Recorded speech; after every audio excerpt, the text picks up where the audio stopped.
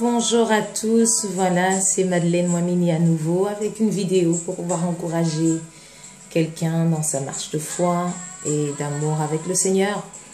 Et c'est vrai que ça fait un petit temps que j'ai plus fait de vidéo, mais en tout cas aujourd'hui le Saint-Esprit a mis une parole dans mon cœur pour quelqu'un quelque part. Et donc j'aimerais la partager. Elle se trouve dans Jean, le livre de Jean, chapitre 13, versets 31 à 35, je vais lire. Lorsque Judas fut sorti, Jésus dit, « Maintenant le Fils de l'homme a été glorifié et Dieu a été glorifié en lui. Si Dieu a été glorifié en lui, Dieu aussi le glorifiera lui-même et il le glorifiera bientôt. Mes petits enfants, je suis pour peu de temps encore avec vous. Vous me chercherez et comme j'ai dit aux Juifs, vous ne pouvez venir où je vais, je vous le dis aussi maintenant. Je vous donne un commandement nouveau. » Verset 34, donc, il dit, « Je vous donne un commandement nouveau. Aimez-vous les uns les autres. Comme je vous ai aimé, vous aussi, aimez-vous les uns les autres. » Donc, il dit, « Aimez-vous les uns les autres. De la manière que moi, je vous ai aimé, vous aussi, pratiquez cet amour-là de la même manière. » Et le verset 35, c'est celui vraiment qui me tient à cœur. Et qui dit, donc il complète donc le verset 34 et il dit, « À ceci tous connaîtront que vous êtes mes disciples si vous avez de l'amour les uns pour les autres. » De quel amour parle Jésus, dont parle Jésus ici à ses disciples? Il parle de cet amour-là que lui a manifesté. Et là, il leur parle de cette nature, de cette capacité-là à aimer au-delà de ce qui peut se passer autour de nous, au-delà du retour qu'on peut avoir, parce que c'est une affaire de nature.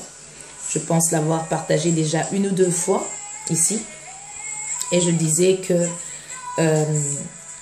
Colossiens 1, 12 à 14 nous fait comprendre que nous avons été sortis d'une nature et que nous sommes entrés dans une autre nature. Nous sommes sortis d'un royaume, le royaume des ténèbres, et nous sommes entrés dans le royaume du Fils de l'amour de Dieu, du Fils de son amour.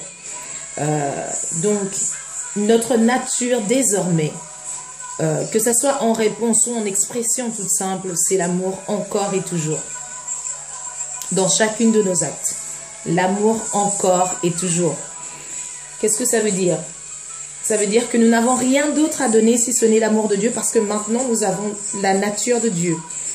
Et Jean 3,16 nous dit, car Dieu a tant aimé le monde qu'il a donné son Fils unique.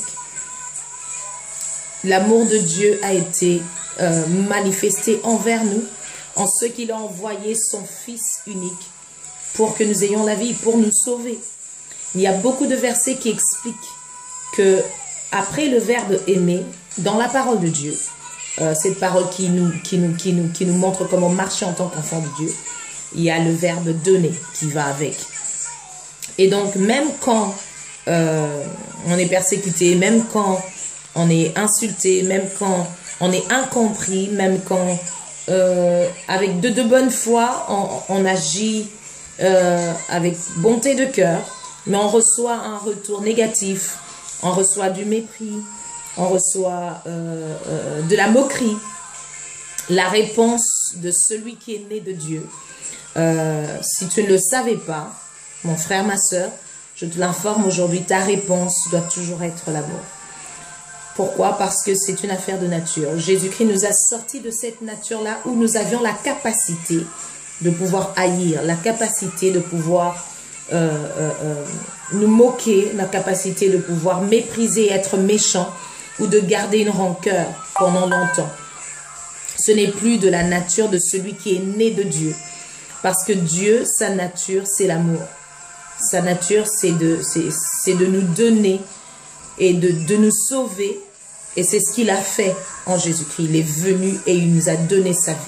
Il est venu et il nous a donné sa nature.